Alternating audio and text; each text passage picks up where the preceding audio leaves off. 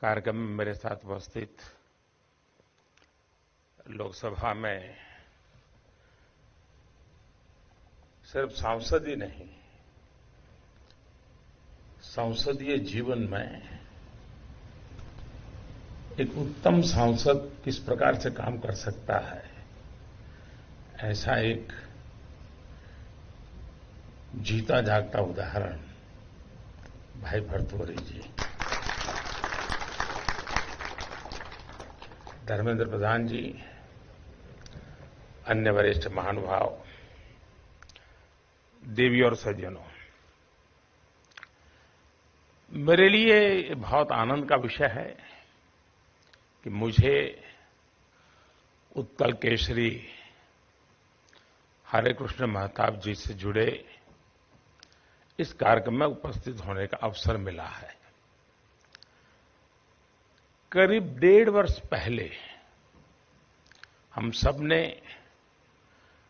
उत्कल केसरी हरे कृष्ण महताब जी की 100वीं जयंती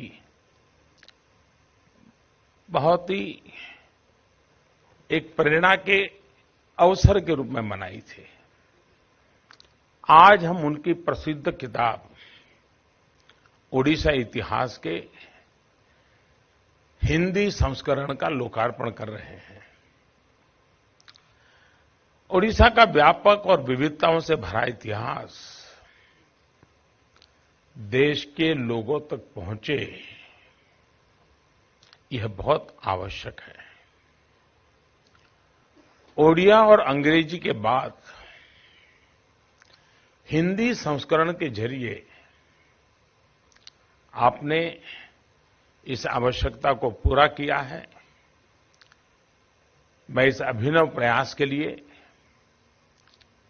भाई भर्तृहरि महताब जी को, हरे कृष्ण मेहता फाउंडेशन को और विशेष रूप से शंकरलाल पुरोहित जी को उनका धन्यवाद भी करता हूं और हार्दिक शुभकामनाएं देता हूं। साथियों, भर्तृहरि जी ने इस पुस्तक के विमोचन के अनुरोध के साथ ही मुझे एक प्रति भी वो आकर के दे के गए थे। मैं पढ़ तो नहीं पाया पूरी, लेकिन जो सरसरी नजर से मैंने उसको देखा तो मन में विचार आया कि इसका हिंदी प्रकाशन वाकई कितने सुखद संयोगों से जुड़ा हुआ है। ये पुस्तक एक ऐसे साल में प्रकाशित हुई है जब देश आजादी का अमृत महोत्सव मना रहा है। इसी साल उस घटना को भी 100 साल पूरे हो रहे हैं जब हरे कृष्ण महताब जी कॉलेज छोड़कर आजादी की लड़ाई से जुड़ गए थे। गांधी जी ने जब नमक सत्याग्रह के लिए दांडी यात्रा शुरू की थी तो ओडिशा में हरे कृष्ण जी ने इस आंदोलन को नेतृत्व दिया था।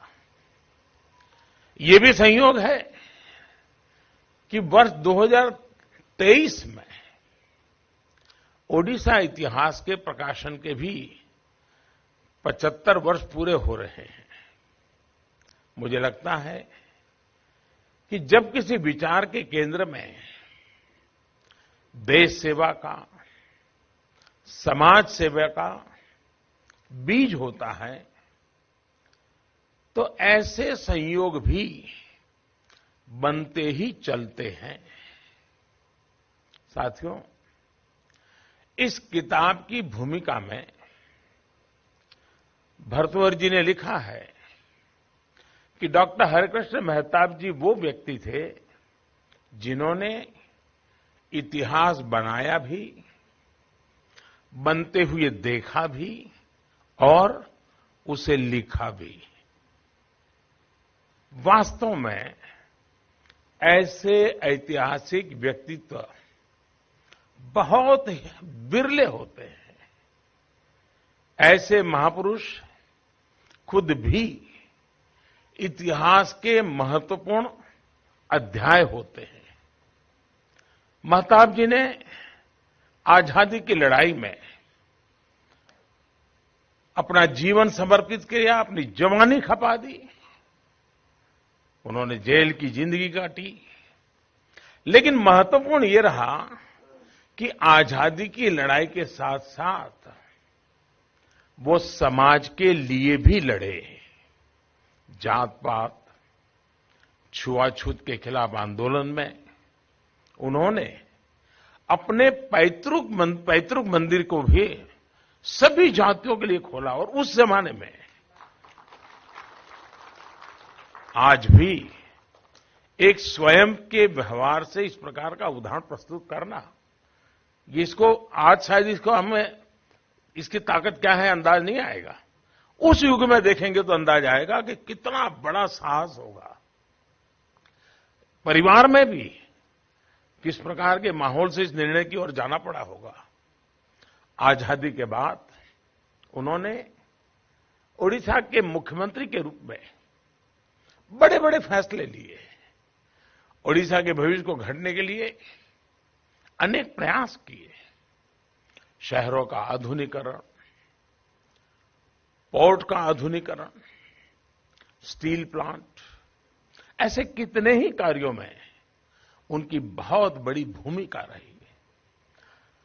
साथियों, सत्ता में पहुंचकर भी वो हमेशा पहले अपने आप को एक स्वाधीनता सेनानी ही मानते थे और वो जीवन पर्यंत स्वाधीनता सेनानी बने रहे।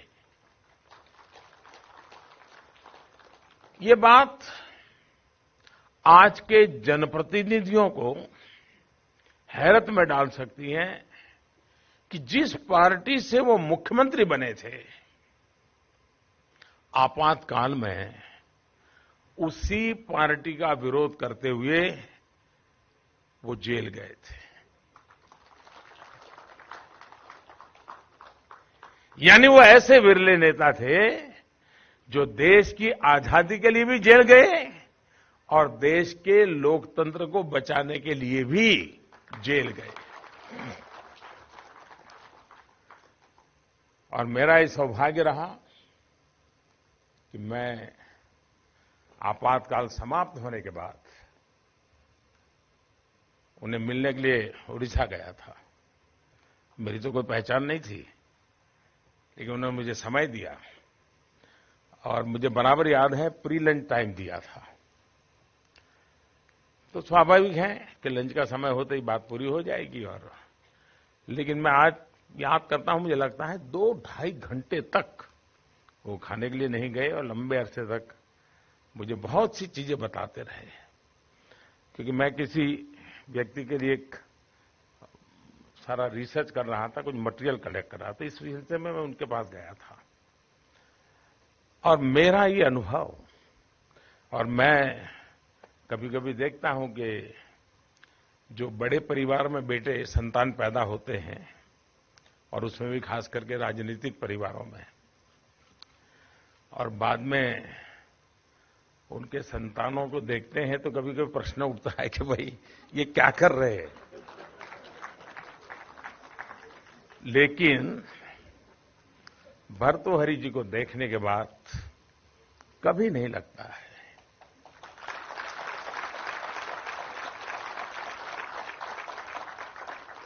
और उसका कारण हरे कृष्ण जी ने परिवार में जो शिस्त, अनुशासन, संस्कार, इसको भी उतना ही बल दिया, तब जाकर के हमें भर्तृहरि जैसे साथी मिलते हैं। साथियों, ये हम भली भांति जानते हैं कि मुख्यमंत्री के तौर पर ओडिशा के भविष्य की चिंता करते हुए भी ओडिशा के इतिहास के प्रति उनका आकर्षण बहुत अधिक था। उन्होंने इंडियन हिस्ट्री कांग्रेस में अहम भूमिका निभाई। ओडिशा के इतिहास को राष्ट्रीय पटल पर ले गए।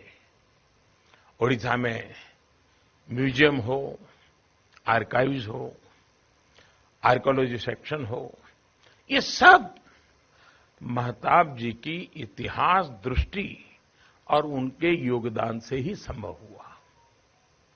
साथियों, मैंने कई विद्वानों से सुना है कि अगर आपने महताब जी की उड़ीसा इतिहास पढ़ ली तो समझो आपने उड़ीसा को जान लिया, उड़ीसा को जी लिया। और ये बात सही भी है। इतिहास केवल अतीत का अध्याय नहीं होता, बल्कि भविष्य का आईना भी होता है। इसी विचारों को सामने रखकर आज देश अमृत महोत्सव में आजादी के इतिहास को फिर से जीवंत कर रहा है। आज हम स्वाधीनता सेनानियों के त्याग और बलिदान की गाथाओं को पुनर्जीवित कर रहे हैं, ताकि हमारे युवा उसे न केवल जाने बल्कि अनुभव करें, नया आत्मविश्वास के साथ भर जाए और कुछ कर गुजरने के मकसद से नए संकल्पों के साथ आगे बढ़े। स्वाधीनता संग्राम से जुड़ी ऐसी कितनी ही कहानियां हैं जो देश के सामने उस रूप में नहीं आ सकी। और जैसा अभी भर्तृहरि जी कह रहे थे कि भारत का इतिहास राजमहलों का इतिहास नहीं है, भारत का इतिहास राजपथ का इतिहास नहीं है। सिर्फ जन जन के जीवन के साथ इतिहास अपने आप निर्माण हुआ है, और तभी तो हजारों साल की इस महान परंपरा को लेकर के हम जिए होंगे। ये बाहरी सोच है कि जिसने राजपाट और राजघरानों के आसपास की घटनाओं को ही इतिहास मान लिया, हम वो लोग नहीं है। पूरी रामायण और महाभारत देखिए, 80% बातें सामान्य जन की हैं, 80%। और इसलिए हम लोगों के जीवन में जन सामान्य एक केंद्र बिंदु में रहा है। आज हमारे युवा इतिहास के उन अध्ययनों पर शोध करें और कर रहे हैं, उन्हें नई पीढ़ियों तक पहुंचाने के लिए काम कर रहे हैं। इन प्रयासों में कितनी प्रेरणाएं निकलकर सामने आएगी, देश की विविधता के कितने रंगों से हम परिचित हो पाएंगे। साथियों, हरे कृष्ण जी ने आजादी की लड़ाई के ऐसे अनेकों अध्यायों से हमें परिचित कराया है, जिनसे उड़ीसा को लेकर बोध और शोध के नए आयाम खुले हैं। पाइक संग्राम, गंजाम आंदोलन और लारजा-कोल आंदोलन से लेकर संबलपुर संग्राम तक ओडिशा की धरती ने विदेशी हुकूमत के खिलाफ क्रांति की ज्वाला को हमेशा नई ऊर्जा दी।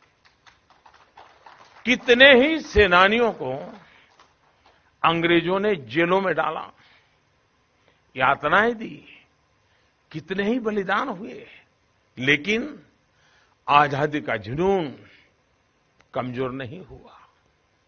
संबलपुर संग्राम के वीर क्रांतिकारी सुरेंद्र राय हमारे लिए आज भी बहुत बड़ी प्रेरणा है। जब देश ने गांधी जी के नेतृत्व में गुलामी के खिलाफ अपने अंतिम लड़ाई शुरू की, तो भी ओडिशा और वहां के लोगों उसमें बहुत बड़ी भूमिका निभा रहे थे। असहयोग आंदोलन और सविनय अवज्ञा, ये ऐसे आंदोलन थे, वहां से लेकर के नमक सत्याग्रह तक पंडित गोपबंधु, आचार्य हरिहर और हरे कृष्ण मेहताब जैसे नायक ओडिशा को नेतृत्व दे रहे थे।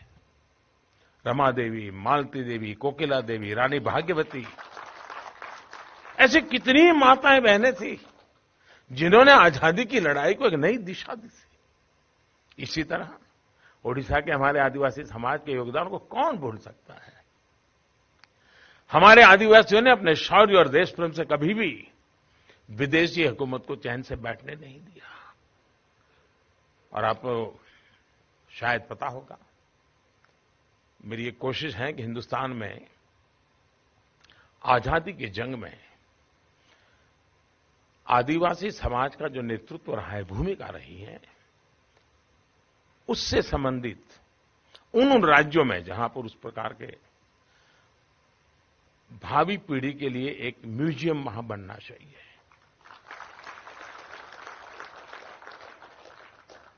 अनगिनत कहानियां हैं, अनगिनत त्याग और तपस्या की, बलिदान की वीर गाथाएं पड़ी है। कैसे वो जंग लड़ते थे, कैसे जंग जीतते थे, लंबे अरसे तक अंग्रेजों को पैर नहीं रखने देते थे अपने बलबूते पर। ये बातें हमारे आदिवासी समाज की त्याग तपस्या के गौरव को आने वाली पीढ़ी को बताना बहुत जरूरी है। इसलिए कोशिश है कि पूरे देश में आदिवासी समाज का आजादी के जंग में नेतृत्व, उसको अलग से उजागर करके लोगों के सामने लाने की जरूरत है। और कई अनगिनत कहानियां हैं जिसकी ओर शायद इतिहास ने भी अन्याय किया है। हमारे जैसा हम लोगों का स्वभाव है, जरा तामझाम वाली चीजें आ जाए तो हम उस तरफ लुढ़क जाते हैं, और इसके कारण ऐसी तपस्या की बहुत बातें होती हैं, त्याग की बहुत बातें होती हैं जो एकदम से उभर करके सामने नहीं आती है, तो प्रयास करके लाना होता है। अंग्रेजों भारत छोड़ो आंदोलन के महान आदिवासी नायक लक्ष्मण नायक जी को हमें जरूर याद करना चाहिए। अंग्रेजों ने उन्हें फांसी दे दी थी, आजादी का सपना लेकर वो भारत माता की गोद में सो गए थे। साथियों, आजादी के इतिहास के साथ साथ अमृत महोत्सव का एक महत्वपूर्ण आयाम भारत की सांस्कृतिक विविधता और सांस्कृतिक पूंजी भी है। ओडिशा तो हमारी इस सांस्कृतिक विविधता का एक संपूर्ण चित्र, कंप्लीट पिक्चर है। यहां की कला, यहां का अध्यात्म, यहां की आदिवासी संस्कृति पूरे देश की धरोहर है। पूरे देश को इससे परिचित होना चाहिए, जुड़ना चाहिए और नई पीढ़ी को पता होना चाहिए। हम उड़ीसा इतिहास को जितना गहराई से समझेंगे, दुनिया के सामने लाएंगे, मानवता को समझने का उतना ही व्यापक दृष्टिकोण हमें मिलेगा। हरे कृष्ण जी ने अपनी पुस्तक में ओडिशा की आस्था, कला और वास्तु पर जो प्रकाश डाला है, हमारे युवाओं को इस दिशा में एक मजबूती और एक मजबूत आधार देती है। साथियों, ओडिशा के अतीत को आप खंगालें, आप देखेंगे कि उसमें हमें ओडिशा के साथ साथ पूरे भारत के ऐतिहासिक सामर्थ्य के भी दर्शन होते हैं। इतिहास में लिखित ये सामर्थ्य वर्तमान और भविष्य की संभावनाओं से जुड़ा हुआ है, भविष्य के लिए हमारा पथ प्रदर्शन करता है। आप देखिए, ओडिशा की विशाल समुद्री सीमा एक समय भारत के बड़े बड़े पोर्ट्स और अंतर्राष्ट्रीय व्यापार का केंद्र हुआ करती थी। इंडोनेशिया, मलेशिया, थाईलैंड, म्यांमार और श्रीलंका जैसे देशों के साथ यहां से जो व्यापार होता था, वो ओडिशा और भारत की समृद्धि का बहुत बड़ा कारण था। कुछ इतिहासकारों ने शोध तो यहां तक बताते हैं कि ओडिशा के कोणार्क मंदिर में जिराफ की तस्वीरें हैं। इसका मतलब यह हुआ कि इस बात का सबूत है कि ओडिशा के व्यापारी अफ्रीका तक व्यापार करते थे, तभी तो जिराफ की बात आई होगी। उस समय तो व्हाट्सएप था नहीं। बड़ी संख्या में ओडिशा के लोग व्यापार के लिए दूसरे देशों में रहते भी थे। उन्हें दरिया पारी ओडिया कहते थे। ओडिया से मिलती जुलती स्क्रिप्ट्स कितने ही देशों में मिलती हैं। इतिहास के जानकार कहते हैं कि सम्राट अशोक ने इसी समुद्री व्यापार पर अधिकार हासिल करने के लिए कलिंग पर आक्रमण किया था। इस आक्रमण ने सम्राट अशोक को धम्म अशोक बना दिया और एक तरह से ओडिशा व्यापार के साथ साथ भारत से बौद्ध संस्कृति के प्रसार का माध्यम भी बना। साथियों, उस दौर में हमारे पास जो प्राकृतिक संसाधन थे, वो प्रकृति ने हमें आज भी दिए हैं। हमारे पास आज भी इतनी व्यापक समुद्री सीमा है, मानवीय संसाधन है, व्यापार की संभावनाएं हैं। साथ ही आज हमारे पास आधुनिक विज्ञान की ताकत भी है। अगर हम अपने इस प्राचीन अनुभवों और आधुनिक संभावनाओं को एक साथ जोड़ दें तो ओडिशा विकास की नई ऊंचाई पर पहुंच सकता है। आज देश इस दिशा में गंभीर प्रयास कर रहा है और अधिक प्रयास करने की दिशा में भी हम सजग हैं। मैं जब प्रधानमंत्री नहीं बना था, चुनाव अभी तय नहीं हुआ था, 2013 में शायद मेरा एक भाषण है, मेरी पार्टी का एक कार्यक्रम था और उसमें मैंने कहा था कि मैं भारत के भविष्य को कैसे देखता हूं। उस समय मैंने कहा था कि अगर भारत का संतुलित विकास नहीं होता है तो शायद हम हमारे पोटेंशियल का पूर्ण रूप से उपयोग नहीं कर पाएंगे। और मैं ये मान करके चलता हूं उस समय से कि जैसे भारत का पश्चिमी भाग, अगर आप हिंदुस्तान का नक्शा लेकर के बीच में एक रेखा बनाते हैं तो पश्चिम में आपको इन दिनों प्रगति, समृद्धि सब नजर आएगा, आर्थिक गतिविधि नजर आएगी नीचे से लेकर के ऊपर तक। लेकिन पूरब में जहां इतने प्राकृतिक संसाधन है, जहां इतने क्रिएटिव माइंड है, अद्भुत ह्यूमन रिसोर्स है हमारे पास पूरब में, चाहे उड़िया हो, चाहे बिहार हो, चाहे बंगाल हो, असम हो, नॉर्थ ईस्ट हो, ये पूरा एक ऐसी अद्भुत सामर्थ्य की पूंजी पड़ी है। अकेला ये इलाका ही डेवलप हो जाए ना, हिंदुस्तान कभी पीछे नहीं हट सकता है। इतनी ताकत पड़ी।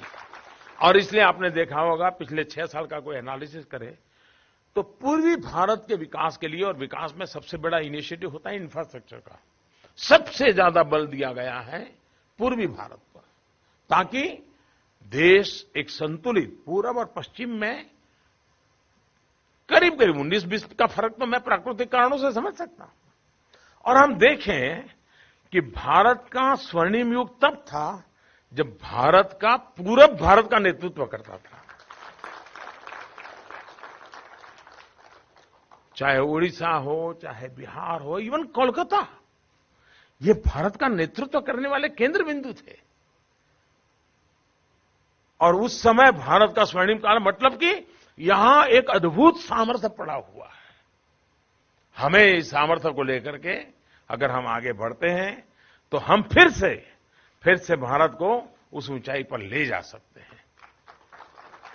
साथियों, व्यापार और उद्योग के लिए सबसे पहली जरूरत है इंफ्रास्ट्रक्चर।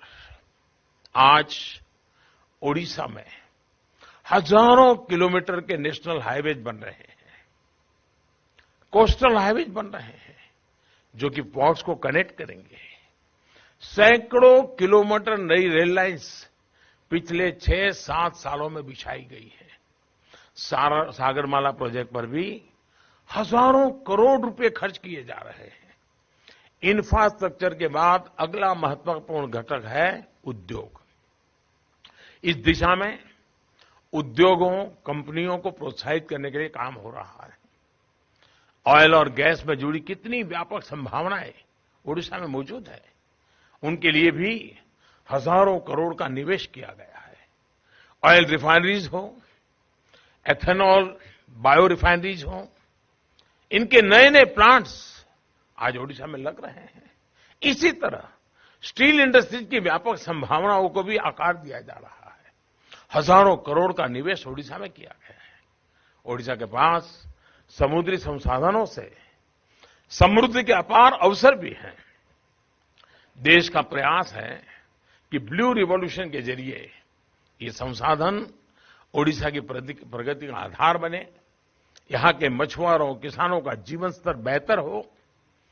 साथियों, आने वाले समय में इन व्यापक संभावनाओं के लिए स्किल की भी बहुत बड़ी जरूरत है।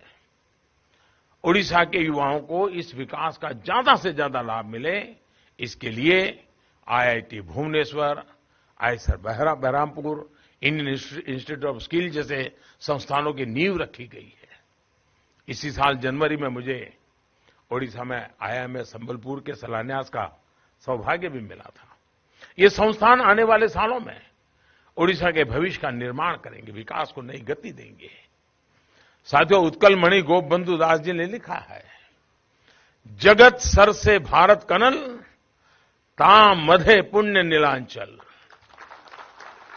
आज जब देश आजादी के 75 सालों के शुभ अवसर के लिए तैयार हो रहा है, तो हमें इस भाव को, इस संकल्प को फिर से साकार करना है।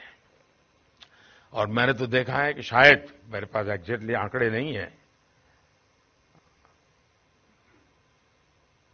लेकिन कभी कभी लगता है कि कोलकाता के बाद किसी एक शहर में उड़िया लोग ज्यादा रहते होंगे तो शायद सूरत में रहते हैं।